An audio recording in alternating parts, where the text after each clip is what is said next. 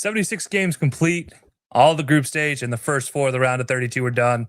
There have been 221 goals scored so far, and only 19 countries have been eliminated from the 48 countries that began this tourney. So who's next to fall? Who surprises in a do-or-die situation? And what team will stand above the rest as we approach the round of 16? This is the Belly Up Sports Summer of Soccer 2026, Episode 4. And today we'll be talking about the round of 32, or at least the final three quarters of the round of 32. Yes, we did miss the first four games, but you know what? We got a schedule, so we do have a little bit of something we need to keep. But we'll discuss briefly those first four matches and then give our prediction for the remainder of the new first round of the knockout round going forward, and that's the round of 32. I'm joined as always by my co-host Nick Gable, a Belly Up contributor, and Hector Flores, host of the Insert Name FC. Nick, how you doing? How you feeling after this first group stage craziness in the first couple games of the knockout round? It went by too quickly. I feel like just yesterday I was seeing memes about the sit-hole red card against Mexico, and I'm now watching sit-hole go out in the round of 32. So it feels like much like every World Cup tournament, because they're only a month long, it's going by too quickly. I want it to slow down. Yeah, it is definitely speeding by. Hector, how you feeling after the group stage? Oh man, it's amazing. Everyone kept saying that this was going to be the world's worst World Cup. Well, I think North America has definitely provided, and the drama. I think we're seeing the best of the world for sure. I think every team that's been here has had their moment in the sunlight, even the likes of Qatar. Everyone's had their moment in this World Cup. So I think it's awesome. It's great. I will say let's keep it to 48. I don't think we need to expand it any further. I know FIFA's talking about, I don't know which World Cup they're thinking of expanding it to 60 odd. No, that's to quote the Paraguayan fan, calma, calm down. Let's stick to 48. 48 is a good number. We're good with 48. Yeah, it definitely feels like 48 is the max. Any more than that, it just feels like we're going too far. But I wouldn't mind a break between the group stage and the knockout stage. Maybe a day, maybe two. Just help me out a little bit here. Just me personally. I don't care about everybody else, but just me. But no, guys, it has been a fun group stage for sure. Obviously, I did say we did miss the first three games. We were recording before the Netherlands match, so we have seen Germany, Paraguay, and that PK situation with Germany getting knocked out, which is kind of a surprise so far, but it's not the only surprise we have to say. There are more coming up that we'll talk about. Obviously, we're going to talk about our moments of the week. But yeah, for the knockout rounds, Brazil wins stoppage time goal after going down initially to Japan. And then game one, you had a Canada 90-plus minute goal from nothing. I mean, really, it's a rebound that just happens to fall to the right man. Eusebio goes in, hits a volley off the bounce, and perfect placement situation where you're not really expecting that guy to be the one to score the goal. But moment of magic is all you need when you get to the knockout round. But moments of magic is what we're here for. It's what we're here to talk about. So let's talk about the moments of the week from this last week of the group stage, because there was a ton of excitement despite the rule changes. It didn't really feel like it had as much of an effect potentially. But we'll talk. I imagine we'll talk about that part of it later. But the moments of the week, guys. Nick, let's start with you. What was your first moment of the week this last week? It was the Dembélé hat trick. I think through the first two games of France's run, Dembélé had been there, but not really made his impact totally felt. And I did feel like they need him to kind of be on form to have their best chance to win, because he's so important as a leader of the team and as just an engine of pressing and running back up and down the pitch. And to see him get his hat trick and to see some Mbappe unselfishness, as someone who unofficially, in my own thoughts, picked France to win the World Cup, I did think Dembélé needs to get going, and his hat trick made it feel real. And I think France has got a good path. We'll talk about how their path kind of opened up a little bit later today, but they've got a good path to the final, and I think they'll do it. Yeah, that was a good one. Hector, what about you? What's your moment of the week? Well, before we do that, I think we need to stop with the whole looking at the pathway of these World Cups, because I think if we learned anything from this Paraguay match, there's no easy matchup when it comes to knockout rounds. Anything can happen. I know Germany. This isn't the German team that we thought from years before, and maybe one of us was dumb enough to put them on our top 5. Maybe wins the World Cup list. I don't know who that is, but I just know maybe people just didn't prepare themselves for that. But that's how unpredictable this World Cup is. But for me, I think obviously the most memorable thing that happened, besides just the Turkey loss for the U.S. men's national team, and just the ongoing jokes that came onto the U.S. side. Which, by the way, Paraguay moved on. I guess beating Paraguay is not for everybody. But it is the thing is, at the end of the day, I want to see people get involved with this World Cup, get into the enjoyment, getting into the inspiration and all that. And sometimes, I think for me the biggest thing is Americans. Let's not try to be like Europe. Let's try not to be like. Let's be American about with this team. Supporting this team. And we saw someone try to do the typical trash talk that we hear about American sports. And that is, of course, LA reporter Abigail Velez, who she said a lot of things before this clip, but this clip was the one that went the most viral, where she ended up saying that she didn't even know how to find Bosnia on the map. And I think that's fair. I think that's fair to say. I mean, I didn't pay too much attention in geography. So, I mean, I can't tell you, I can't point Bosnia and Herzegovina on the map either. But, she's just doing some little playful banter. That's who the U.S. is going to be going up against. And obviously, maybe adds a little bit more pressure now for the U.S. men's national team as now they have to beat Bosnia or else it's going to be rough for them. But, she's just having little playful banter. And unfortunately, American bad is always going to be the big thing here.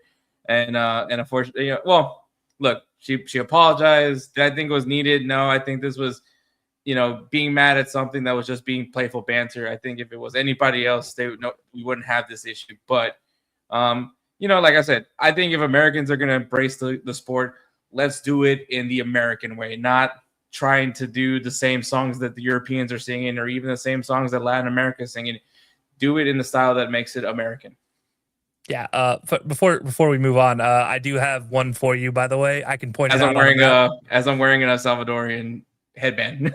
we were going to say that part. We're going to bring that part out. But we will show you where Bosnia and Herzegovina is on a map of Europe. This is fun with maps. Yeah, it is to the east of Italy, of the boot. Shout out to Adobe Stock for this wonderful image. But yeah, so not that hard to find on a map if we're being honest. Look towards the coast to the east of Italy. We can find it. Especially, like, this one kills me, though, because there are a lot of Americans with ties to the former Yugoslavia, which includes Bosnian heritage. There's actually a former American national team player whose dad was an all-world player for Bosnia at the time, in Sasha Klestin. So a lot of ties, if you've watched soccer before, from an American standpoint, to the Bosnia and Herzegovina team. So it is kind of I did see that, and I laughed. In the standpoint of, God, what dumb Americans. As a matter of fact, someone that played through the U.S. youth system is also playing for Bosnia and Herzegovina. Yeah, actually starting for him. So, so it's a situation where you just kind of like laugh at the dumb Americans, and then I'm like, oh wait, this is why we get called dumb Americans. Great, here we go again. But yeah, thankfully, my moment of the week isn't bashing on dumb Americans. It's just bashing on the stupidity that becomes the third game situations and what has or has not been said behind closed doors. So for me, I'm going with the disaster in Kansas City, and it's really a pseudo disaster. But if anybody knows anything about World Cup history, there's this old thing named the Disgrace of Gijón, which is from the 1982 World Cup, where West Germany and Austria, basically, in order for Algeria to advance, West Germany and Austria just had to draw or a really big win for West Germany or a really bad loss or 1-0 win for Austria. The result was a 1-0 win for West Germany. It was the worst 90 minutes of football, according to every reporter ever to see it. And it literally, there were announcers saying, just turn off your TV, fans. Don't watch. This is going to be a disgrace for the next 90 minutes. And that's what happens. So you have the disaster in Kansas City, which ironically involves Austria and involves Algeria again. Here we go again. Both teams need a draw just to advance. And 2-2 going into the final moments of the game. Riyad Mahrez scores a goal to make it 3-2 for Algeria. And then he gets yelled at by not only the opponent's bench, but his own teammates. And you see his face on the field immediately drop from elation from scoring a World Cup goal to sheer disappointment in the situation. Conveniently, in stoppage time, Austria scores to tie it up 3-3. Both teams advance. Reports allege that there was an agreement between the two nations, between one nation's army and the other nation's legislative branch, that the game would end in a draw. Is it to be believed? Is it not? It does make you question the good parts of the game when you see stuff like this, where you're like, look, if it ended in a draw and it looked competitive, nobody would have raised a question. But because of the situation that played out on the field, with the Austria bench getting so mad at the Algeria bench, slinging I don't know what because they weren't speaking in English, but there were people that translated the comments, and they don't lead to a very positive outcome for anybody. It's going to be a situation they will never actually look into this. They will never investigate it. And it's my moment of the week just because it is so shocking to still see it in 2026 when all the mics, all the cameras, all the max fixing scandals that exist in the world that get penalized. Thank you, Hector. But it just shocks me at the world stage, you're going to still potentially try something like this. And I say potentially and allegedly, and they're carrying a lot of weight in this conversation. But I feel like we all know what actually happened if we will just looking at the players' expression, the way the fans acted, the way the benches acted. Somebody shook somebody's hand at some point in time, allegedly. And that's a concern for everybody, which is why it's my moment of the week, because a great World Cup up until that point. And if it gets marred by one thing like what happened in 1982, it's going to be disappointing. And I would hate it if that's where it becomes, but that's what I'm looking at as like my moment, because we don't know what's about to happen, but we all feel like the same thing. FIFA's really not going to investigate it, if nothing else, just like they didn't really investigate 1982. So we'll see. I think this just goes back to, when it comes down to this game, and even Nick mentioned it on the previous episode, where this is what happens in this third group match, is where you're going to have these behind the scenes handshake agreements. Austria and Algeria both have the opportunity to move on to the knockout rounds. They were in a position where it didn't really matter which one was going to finish in third place. They were moving on. The team that unfortunately got the boot was Iran.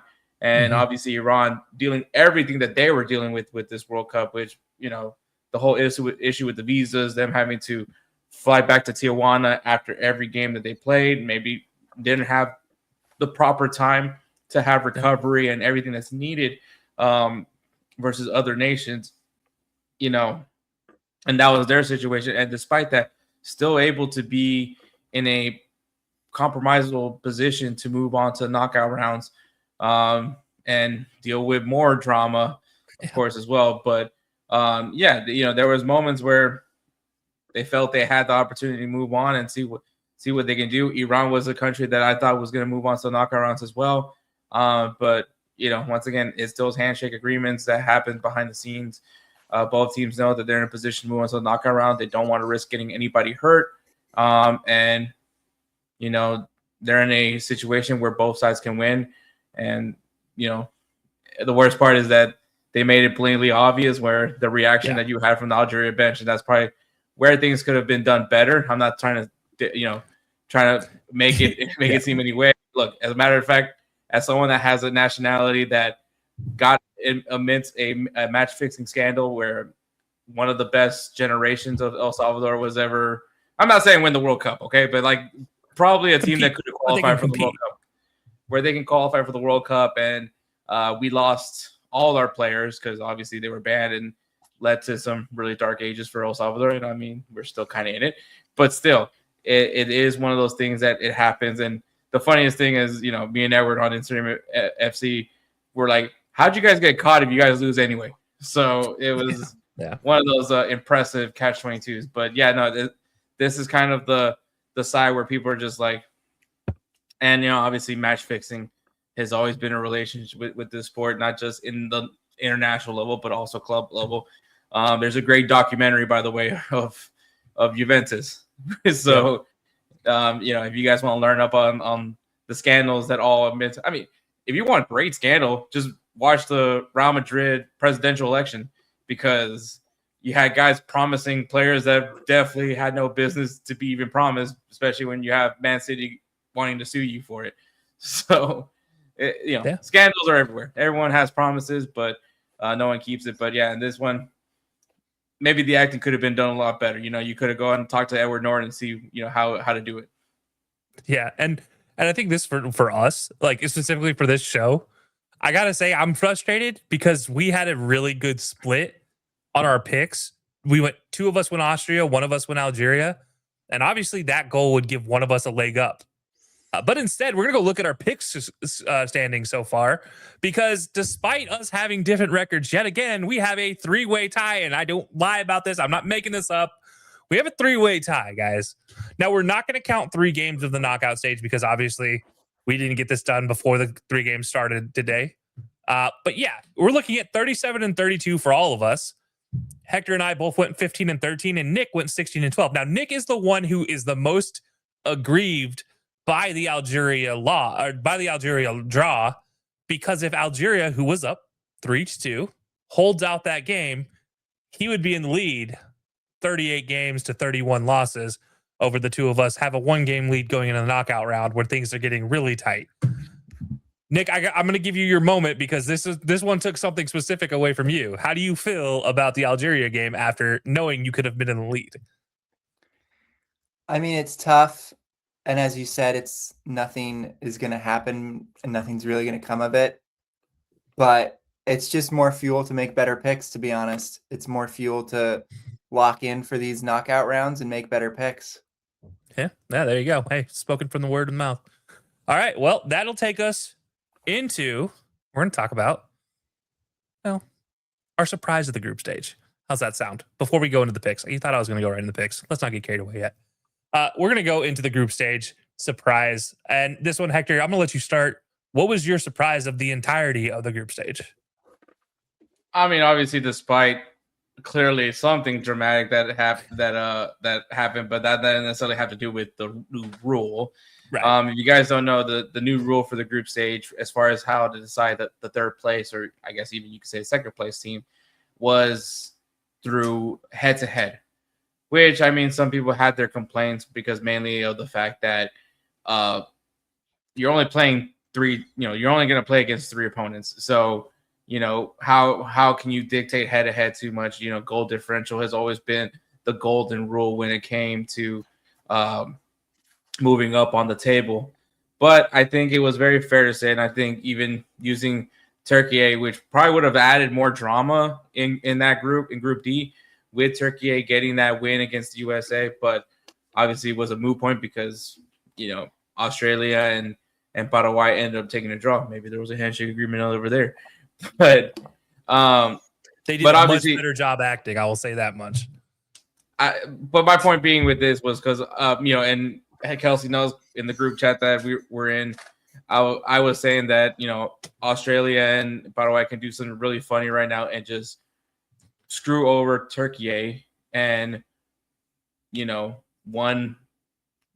just take the draw and move on to the next round and just let Turkey be the odd man out. But obviously at that point, Turkey was already eliminated regardless of going into that third match against the U.S. men's national team. So at that point, they were just playing for pride because they had an amazing send-off and didn't want to come back looking like complete losers.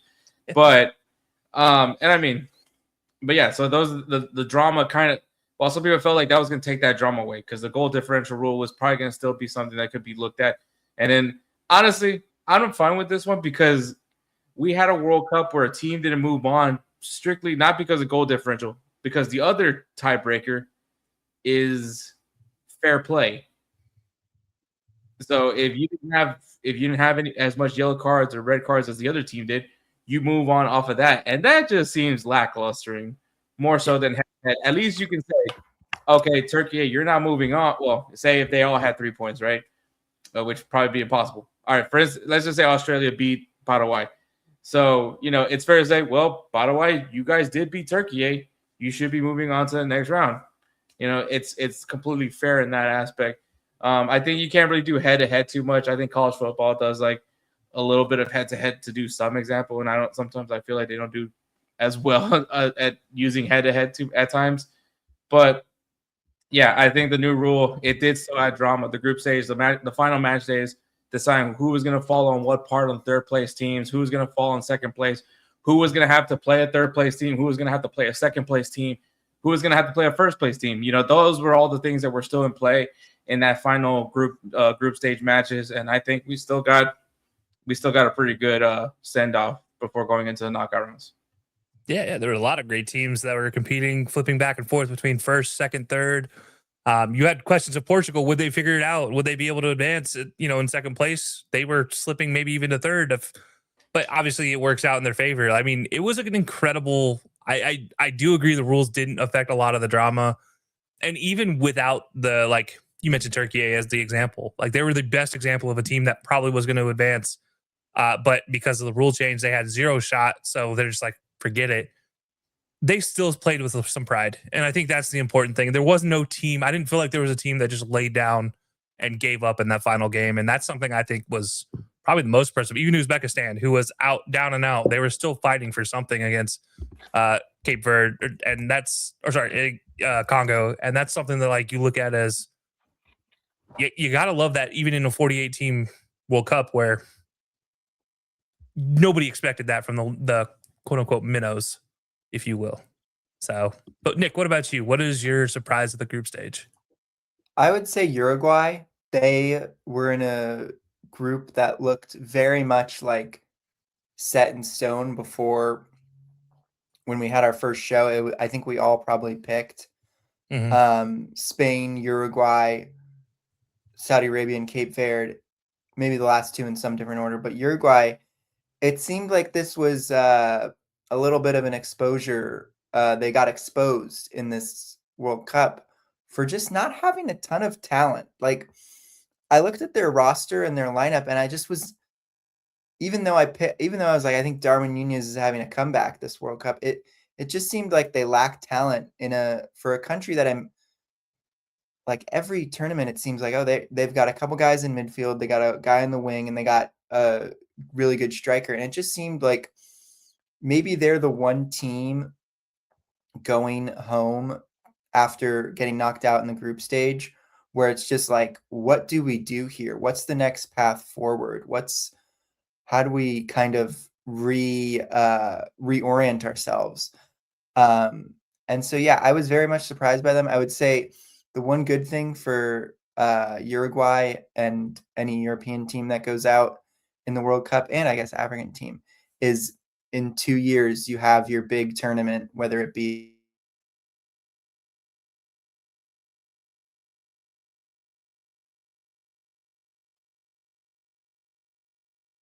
I think Nick's frozen. So while Nick's frozen, Hector, let's talk a little bit about Uruguay, because I think this is something you and I talked about in text while we wait on Nick to come back. Because I think Marcelo Bielsa, right, he's a coach that is known for burning through his teams and creating friction and causing problems. And it feels like this is what happened with Uruguay once again. But I mean, obviously Federico Valverde's there. You know him well from all his time at Real Madrid. Talk about this one. It was a weird year, I think, for Uruguay in general. I think Valverde he had a quiet season with Real Madrid. Obviously was donned the captain's armband for Real Madrid this season. But on top of that, I think obviously the drama that he was dealt with, obviously just got mollywiped by Tchouaméni. But I think on top of that, kind of what Nick said, this isn't the same Uruguayan team that we had years before, right? Especially one of the more loaded Uruguayan teams that Fernando Muslera in his prime. This is kind of telling you so much about how deep the goalkeeper position is for Uruguay. Muslera is still out there, which I still view him as one of the most underrated goalkeepers out there. But still, he's up there in age. You're telling me there's not a single Uruguayan goalkeeper that can take over the mantle of being the number one for Uruguay? That seems kind of crazy. Godin, I don't think I've heard of much. I mean, Araujo, but I mean, talk about an Uruguayan player that's been getting dealt with a lot of drama with his club situation at Barcelona as well.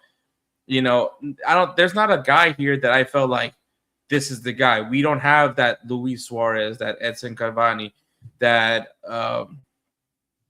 Diego Forlan, right? Like, there's not that player here. Darwin Nunez was supposed to be the guy. I think more and more we're learning this kid was just raw. We just didn't have someone that could build them right. And that's crazy thinking when you think of a guy like Jurgen Klopp seeing something in him, and obviously didn't pan out for him his time at Liverpool.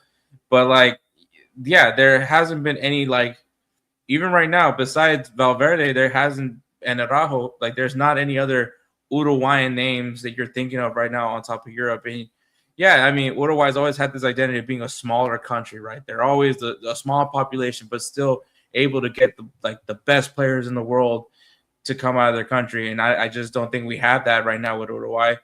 And Bielsa, I think, could probably be another issue. I mean, there was some promising young Uruguayan players once upon a time, and you know, most of them playing in the MLS to mention. And, you know, what did he say? He basically forced those guys to leave their MLS clubs to go down to Brazil or South America because they said, quote unquote, MLS makes them lazy. Mm-hmm. Funny enough, Facu Torres is now back in MLS. So they're not progressing. They're regressing. No jabs at MLS, but still. These guys, you know, Facu Torres a few years ago was touted as the guy that has his next step is to go to Europe. Hasn't gone to Europe. Yeah. So yeah, there's something lacking in Uruguay, and as someone that has a soft spot for Uruguay, I always liked how they played over the years. I didn't feel that with this Uruguayan team, and there's a reason why they're losing their private jet. This is why they're losing their private jet back to Uruguay. Like, this is gonna be a reality check, and on top of that, I think I mean, you're gonna have to fire Bielsa, I would imagine. Yeah, and I'm glad you bring that up because Bielsa has already said before the tournament that is probably he's done after this World Cup. On top of that, there was conversations coming out of the camp that Valverde, Ugarte, and Sergio Rocher, who by the way is one of those backup goalkeepers you were talking about, they met with Bielsa before the Spain match to raise concerns about the demands and his tactics for the game going into Spain. Supposedly, it became so intense that players, after they voiced their concern, that it caused a fracture in the tournament, in the team. And you saw a little bit about that when Valverde was subbed off in the final game, that you saw him snap back at multiple people in that bench area. And it makes you wonder how much this team, and we've seen it before. We all remember what happened with France in 2010. We all remember a few other situations where teams just, the coach had this idea and he would not listen to anybody. Players that have been experienced with this country, has been experienced with this team forever, he ignored it all. And on top of that, this Uruguayan team has been winless since October of last year.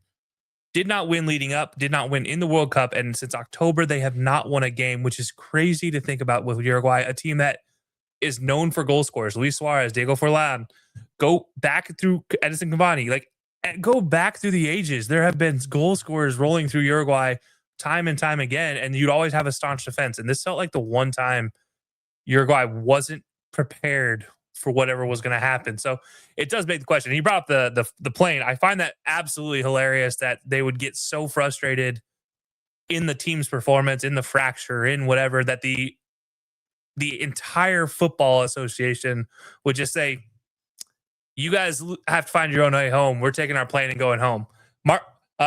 Bielsa will be the only one on this plane. So good luck, everybody else. Like, that's crazy to me that they're going to put their weight behind Bielsa, who has been historically a terrible coach when it comes to man management and team management through the years since this new age of football really became a thing. Because now it's like, you got to man manage at times. You got to give them like practices, especially in the World Cup.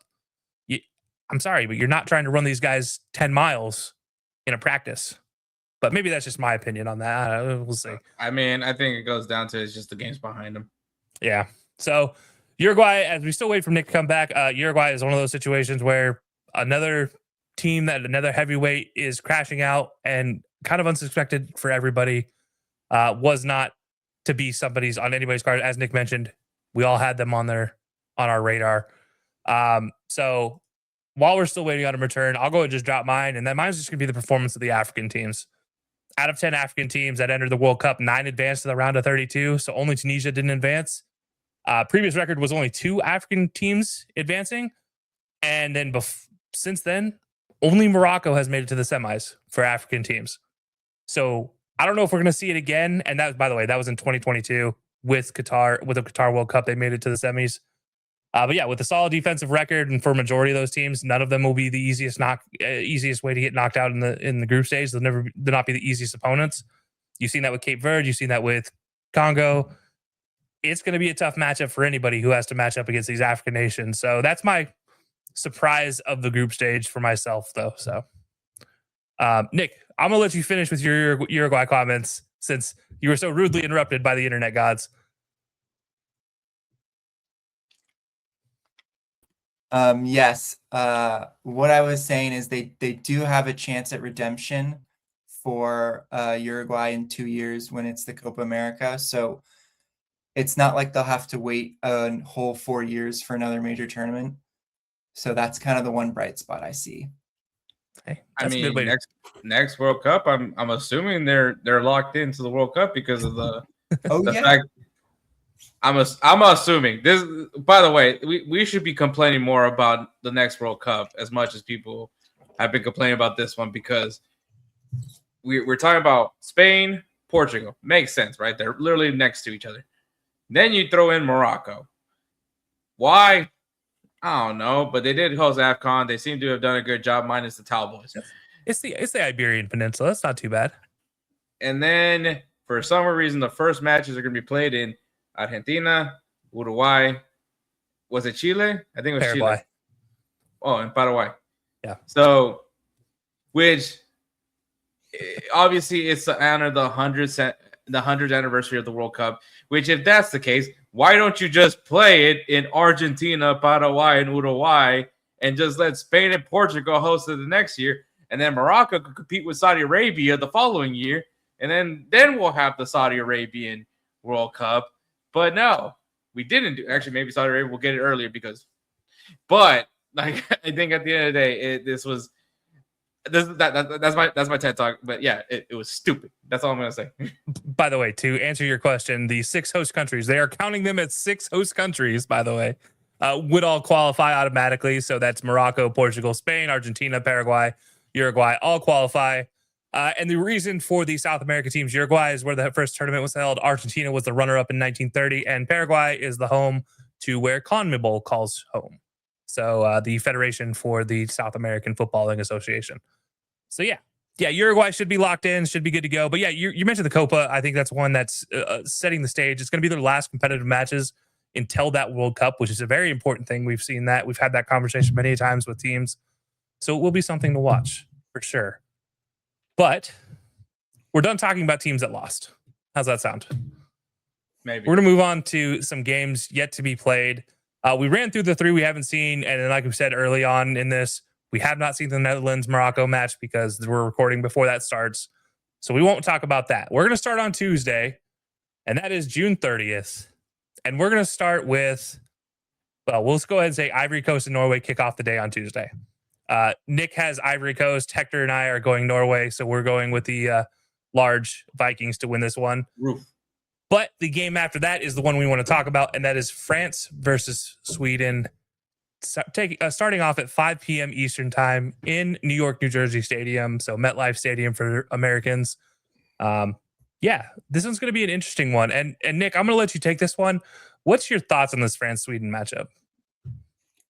I mean, I think Sweden looked very like Sweden looked like a team that was being coached by Graham Potter against the Netherlands, Okay. where you had substitution or a lineup that didn't make sense, a plan that didn't make sense, and it was exposed. And then in their next game, they looked more solidified, and it looked like they kind of got their lineup right. I think Alenga is huge for Sweden. Mm-hmm. They're gonna have any chance in this game because he gives them a like counter threat. I think as crazy as it sounds, and it shouldn't sound this crazy because Graham Potter is their manager.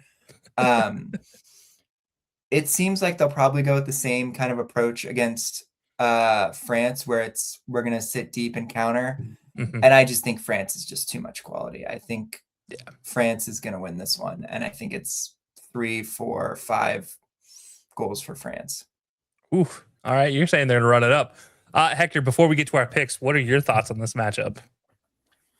Yeah, I mean, you're talking about Sweden's structure, their defense, but at the end of the day, you could throw that all on the wayside when it comes down to France. France is just levels on levels, very much like clearly on the path of wanting to do something that we haven't seen ever, at least in our lifetimes, and that is a team that can make it to 3 straight World Cups and potentially win 2 out of these 3 World Cups. And they have very much the firepower. And the craziest thing is, this team is not even at their peak of all those things. When you think of that 2018 team, Paul Pogba's not even in this conversation anymore, but they still have loads of talent at midfield. I mean, as a matter of fact, I think the only consistent players from that team is Kylian Mbappe, who, by the way, was like 18 at the time, and N'Golo Kante. But that's because, who doesn't love N'Golo Kante? So. Yeah. You mentioned back-to-back. Only 2 teams have done back-to-back, so twice, which is Italy and Brazil besides France. And back-to-back and 1, which is Italy and Brazil. France makes it 3 teams who have done back-to-back, but not necessarily 1. This would be the first team to go back-to-back-to-back because Brazil has yet to go back-to-back-to-back, which would be the most likely of everybody. But yeah, this is going to be a very interesting one. By the way, our breakdowns are going to be brought to you by MyGo Still. Use code insert name FC pod C5 for 5% off at wcupj.com. Or you can use the High Low Sports one. You'll see that in the next team. Hector and I are having a friendly competition that's not so friendly about who can get the most of these picked up, which these are really cool bracelets, really cool necklaces. Actually really do like them, but you don't see me wearing one because I'm fat and it doesn't fit around my neck. So I just gotta need a bigger band, but that's just me. But yeah, so France, Sweden, guys. Nick mentioned it. We kind of expect a ton of goals from France if Sweden's gonna sit back, and yeah, we all pick France. So no surprise there. But that will take us into the rest of the games that day, which really is only one, unlike the rest of the days, which Mexico, Ecuador finishes the day off at, I think that's 9 p.m. if I'm doing my math right, in Mexico City. Nick, you have Ecuador. Hector and myself are going Mexico in that matchup. Really probably the worst matchup for both of these teams to go against each other. But other than that, it's like they're both mile-high teams. They're both used to the altitude, so it's not going to be that kind of a surprise playing in Mexico City. Azteca is just different. It is different. It's a different environment on top of the altitude, but Ecuador does play at the highest possible altitude out of any team in the world. And so despite that, it'll be a tough one in Mexico nonetheless. That'll take us into Wednesday, which does kick off with England versus the DR Congo. All of us are going with England, and that game kicks off at noon Eastern time in Atlanta. Game after that, it'll be Belgium versus Senegal, and that's at 4 p.m. Eastern time in Seattle. Nick and myself are going Belgium. Hector's going Still showing all that love to Senegal, Hector. I see you. Then the last game on Wednesday, which is the one we're going to highlight, is USA versus Bosnia at 8 p.m. Eastern time in the San Francisco Bay Area. And one of our panelists will be at that stadium. I'm not going to point him out, but he will talk about it when he gets his opportunity, I am sure.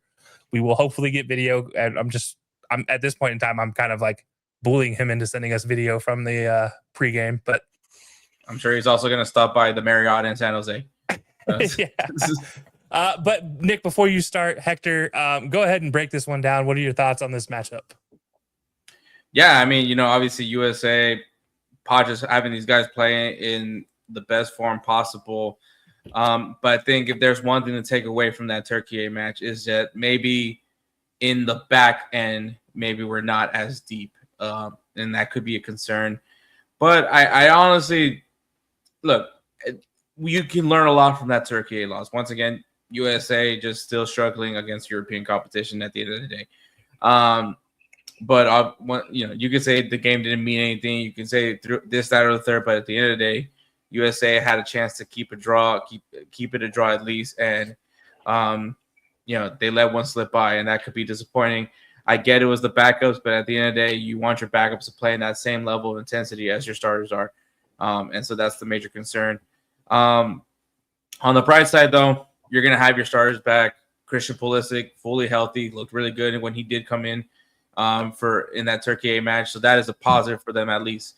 And then at the end of the day, Tim Weah may not have to do everything like he did last time because he'll be coming off the bench and he'll be that second win for them on the attack and also as a wing back. So that maybe that kind of alleviates some of the pressure. But at the end of the day, man, this team has tenacity. But, when you think of tenacity, you got to think of Bosnia and Herzegovina. This team has been a team fun that I found fun to watch. It was a team that I expected to move on to the next round in the World Cup. And, yeah, they look solid. They have grit. With the U.S., I think this kind of fits more to what they do. They're going to want the ball. They're going to want to press more, put more pressure. This is kind of similar to how they were playing against Australia and even the likes of Paraguay. They're going to have to be the aggressors where Bosnia is going to want to let them trap them in and get them on the counter, which they are very much capable because we mentioned Esmir, who has some American roots, but is actually born in Bosnia and Herzegovina. So really cool ties there. Full story moment. I'm sure they're going to talk about it plenty of times throughout the American broadcast. But I think it's going to be a fun matchup. I think obviously more pressure is put on thanks to Abigail Velez, but that's okay.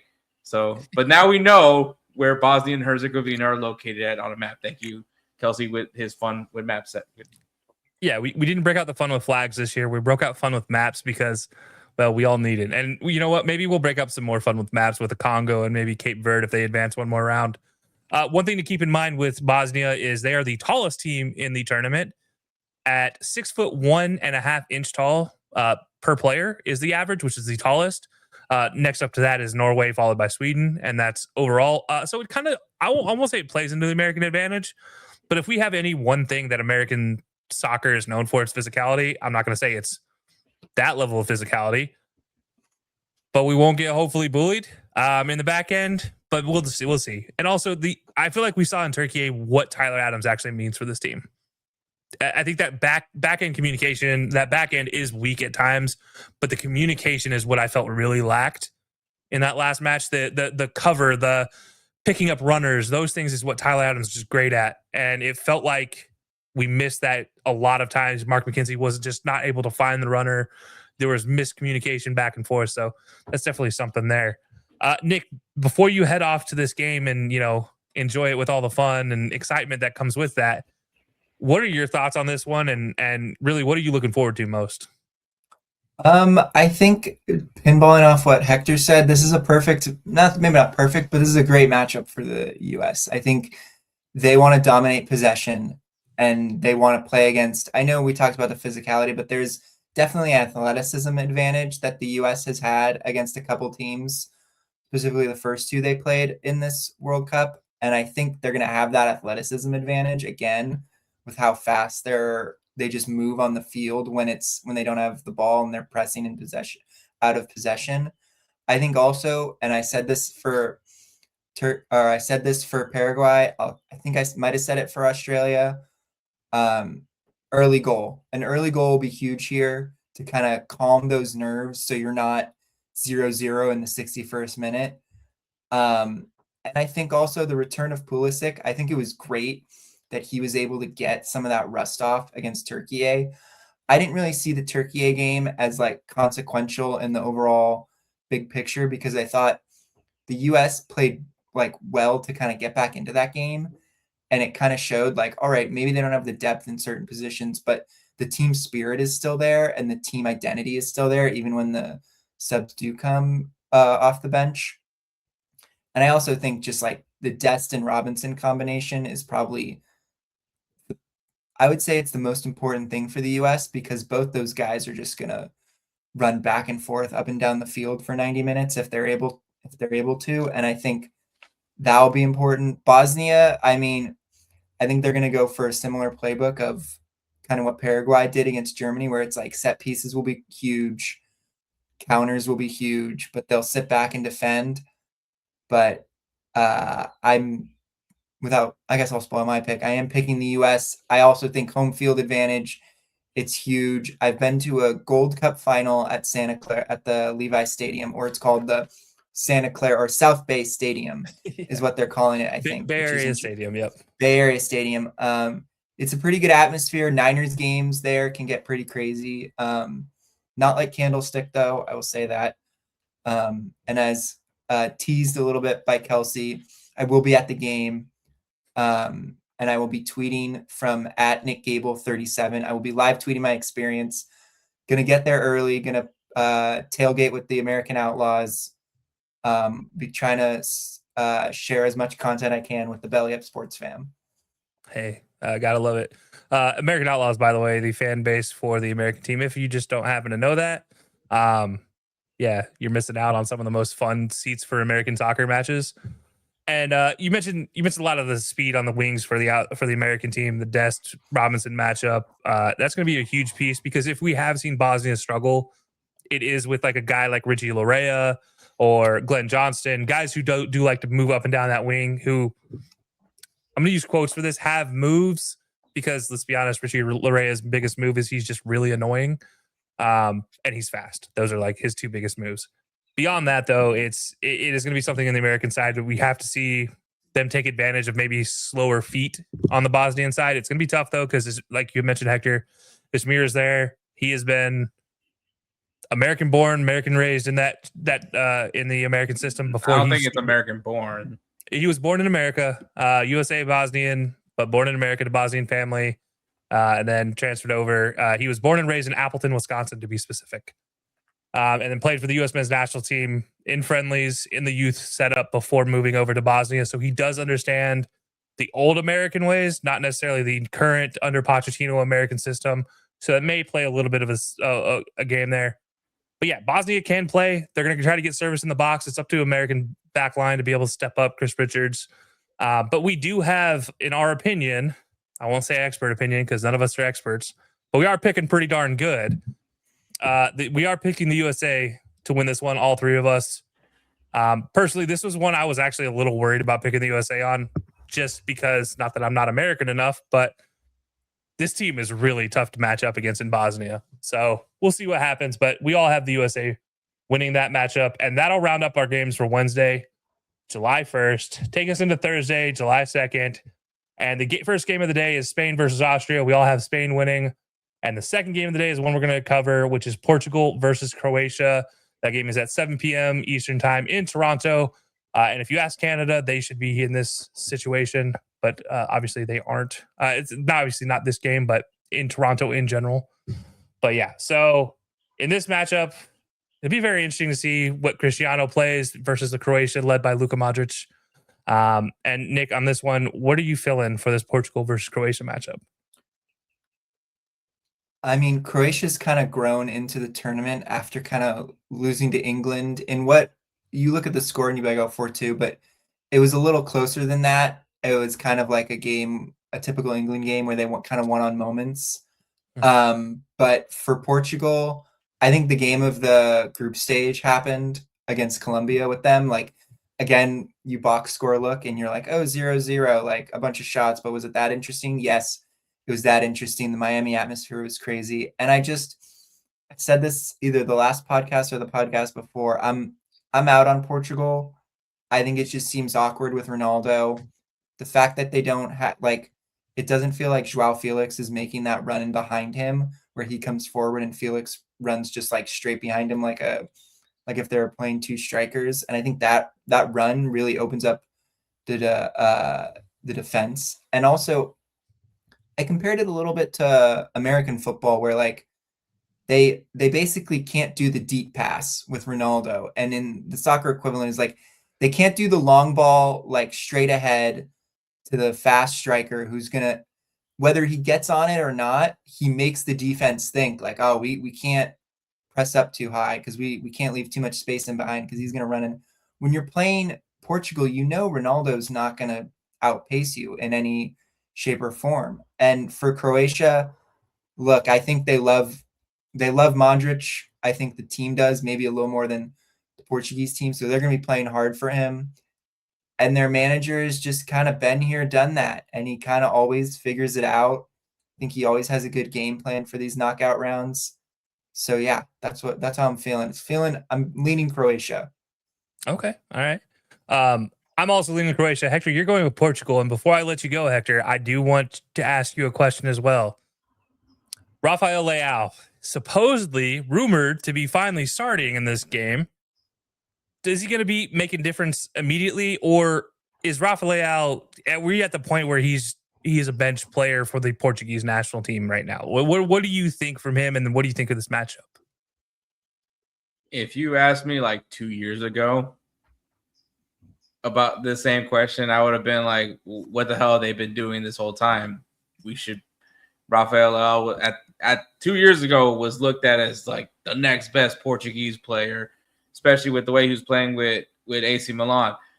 But since then, AC Milan not looking so great.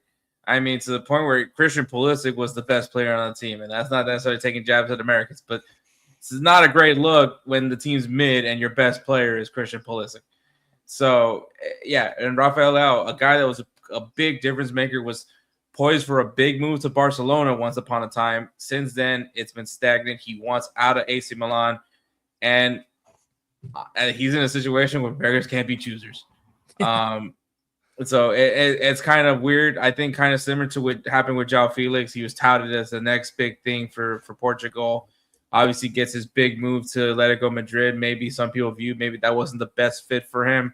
But since then, it's been ongoing loans to now where he's playing alongside Cristiano Ronaldo and Al Nassr. And while I do think he's gotten some confidence back from playing in for Al Nassr, it's definitely not correlating here with Portugal as much. Bruno Fernandes is the leader of Manchester United. But I feel like, I think I hate picking on Cristiano Ronaldo, but I don't know if they're playing for him. I really don't. I don't see it. I don't feel it. They're not trying to make the game simpler for him, making him do less. Less is more. And when we saw in the Uzbekistan game, that's what we did see. We saw less was more for Ronaldo, and he was able to be in the position that he needed to be in to score those goals. The whole I'm back thing, and it's obviously crazy to say that after you shellacked at Uzbekistan. But then to go against Colombia, which I think Colombia won, phenomenal team. We said all the good things about Colombia for a reason, and they put up a good fight, and Portugal just had no answers, just like they had no answers in the previous match in their opener match against was the Congo, right? DR. Yeah, DR. DR. Yeah, was the Congo. So, like, I don't know. And there's a clear reason why you shouldn't have any faith in this Portugal team. I see it. I get it. Don't think I'm blind by it. But I think something about me is I still believe in this Portuguese side. I still believe in the players because they have lots of talent. Vitinha isn't stepping up like I thought he would. João Neves isn't playing like I thought he would. Nuno Mendes, I'm still waiting to see the PSG Nuno Mendes. It's frustrating as someone that maybe had such high expectations of Portugal from years before and not seeing it live up to fruition. Hell, that Portuguese team that I thought was going to be up there, I thought we'd see a Renato Sanchez here, but he ain't here. So it's frustrating. It's frustrating seeing them watch them play. And I think part of me, I'm just hoping that things start clicking. And, for Ronaldo's sake, he needs to have this moment because once again, he's just going back into that conversation and he's just not good enough to be compared to Messi. Fair. Nick, go ahead. When you look up the word "if" in the dictionary, you see a picture of Rafael Leao. Man, you guys are awfully harsh to Portugal's fourth leading scorer, technically second leading scorer, tied with Nuno Mendes and João Neves with one goal, all three of them. By the way, Cristiano is their leading goal scorer with 2, and then nobody else has a goal. So take that for what it's worth. He has been called, Rafael Leao, and the reason I asked this question, he has been called the most casual player in the World Cup, and it's not even close, by several people, including every broadcast featuring Portugal. And I can't tell half the time if it's a slight or if they're being honest. I feel like it's a little bit of British dry humor, and they're 100% just making fun of him. But every time I watch him actually on the pitch, I think, wow, this guy could play. And then I actually sit and look at the results, and I'm like, yeah, that's not useful. So I never know how to feel about them. Time and time again with AC, it feels like there's some just dry calorie movement. Doesn't really do a lot. And with Portugal, it feels like he can make an impact at times, but what is he making an impact on? I don't know. I also feel like he's a guy that if you moved him from left winger to striker, I feel like you have a much better player and you have a much better attacker who can use his speed to run behind and use his skills, similar to what Cristiano did when he made the move from right winger to striker. I think that's something that maybe is a conversation to be had going forward. But yeah, Portugal is going to be a very interesting one. As I mentioned, we are split on this one. Myself and Nick are going Croatia. Hector, he is going with Portugal. So despite everything, Hector, you're still rolling with the Portuguese team, who you put as one of your top 5, maybe doesn't win the World Cup teams. Yeah, that's impressive. I can't have another round 32 exit. I can't have another one. Hey, stick to it, right? The final match on Thursday is the Switzerland versus Algeria match. That game is taking place at 11 p.m. Eastern time. Stop with these 11 p.m. Eastern time start times. Taking place in BC Place in Vancouver, which, by the way, only stadium in this entire tournament that doesn't have its teams doesn't have the name of its stadium renamed, because it's the province place. It's crazy. It's already the name of the province. That's why. Even though it's a brand, but what do I know? But yeah, it is going to be taking place in Switzerland. We are all picking Switzerland, and this one is not taking place in Switzerland, but we are all picking Switzerland. And then that'll take us to Friday. Will take us to Friday with Argentina versus Cape Verde, kicking off the day in Miami at 2:00. We're all picking Argentina. Colombia, Ghana. After that, in Kansas City, we're all picking Colombia. And the final match of Friday is Australia versus Egypt why is this our start time on a 30? I don't know. But it is at 9:30 in Dallas, Texas. And with this one, Hector, I'll let you start. No, yeah. I think you have two teams that are probably happy that they got to they're playing each other in this scenario. I think Australia, very much defensive minded. They're going to catch you on the counterattack. That's kind of been their MO. And Egypt likes to catch you on the counterattack. So two really similar styles of play. I think the question is going to be, who's the team that's going to have to be the aggressor? And if I had to put my money on anybody, it's going to be Egypt. I think Egypt's going to be the aggressor. I think they're going to try to get the possession a little bit more, which could bode well for Australia. They're just going to have to stay locked in and just wait on their opportunity to give it to their very pacey attackers, by the way. And I mean, we've seen these Egyptians have a lack of moment playing times. They've been caught in making big mistakes. So I really hope that doesn't happen. I hope we're watching a great matchup. I want this to be a fun game, especially between two teams that have very similar styles, but one's definitely a lot more defensive than the other. And of course, it's Mo Salah. And, I would love to see Mo Salah keep going further, but I'm also liking, I'm drawing a blank on the attacker for Australia, but he's been really fun to watch as well. Ian Koundé? Yes. Yeah. Thank you. Yeah, that was your player to watch, so that's why I immediately went to him. Also for Egypt, Abdel Karim, Hassim Hassan, Ibrahim Adel. These guys have been playing well. Omar Ramouche, Zizzo, these guys have been playing well for this Egyptian team. It hasn't just been the Mo Salah show, which is kind of a surprise for this Egyptian team to carry them this far.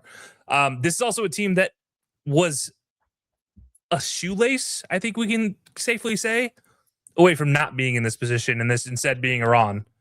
And that's how close it was. VAR obviously overturns that last goal. But yeah, this is an interesting matchup for Egypt. Australia, well deserving of this place. They played well in their group. Obviously, we know how well they played against the U.S., gave a lot of heart attacks. But Nick, what are your thoughts on this Australia versus Egypt match? Look, it's been 195 minutes since Australia last scored in a game. They've taken 17 shots in those 195 minutes.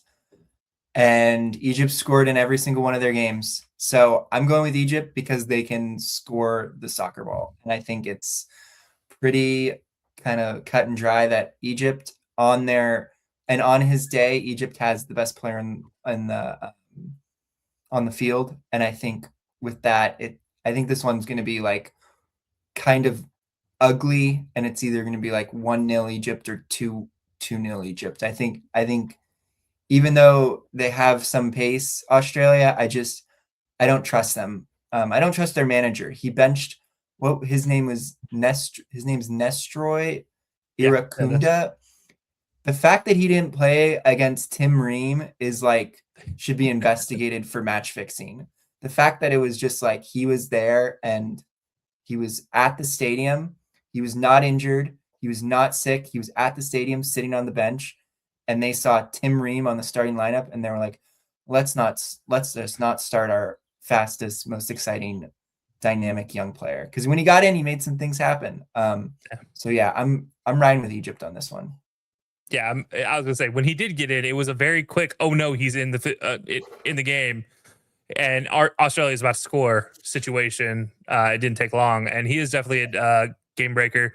Hector mentioned him as his player to watch coming into the tournament for Australia when we did our preview series, which he is one of the more fantastic young players too for Australia. But he's not the only one. This Australian team is a team that will surprise some people. And you mentioned Egypt, and yeah, Mo Salah runs the show, but is it going to be enough to break down Australia's staunch defense and beat them on the counter, which is really where Australia is going to make their money. Is they're going to be trying to get you on the counter.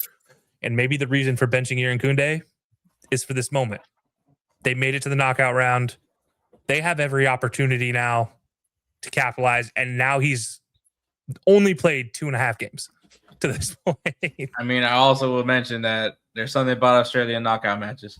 Hey, they're tough to beat, man. Was it 2006 or 2010? I mean, anymore. They put up a good fight against Argentina in the last World Cup. So yeah. Mm-hmm. Yeah, definitely a tough team to match up to. This one, by the way, Nick gave his pick away. He's going to Egypt. I am also going Egypt. Hector, you're going Australia. I can't pick against Mo Salah.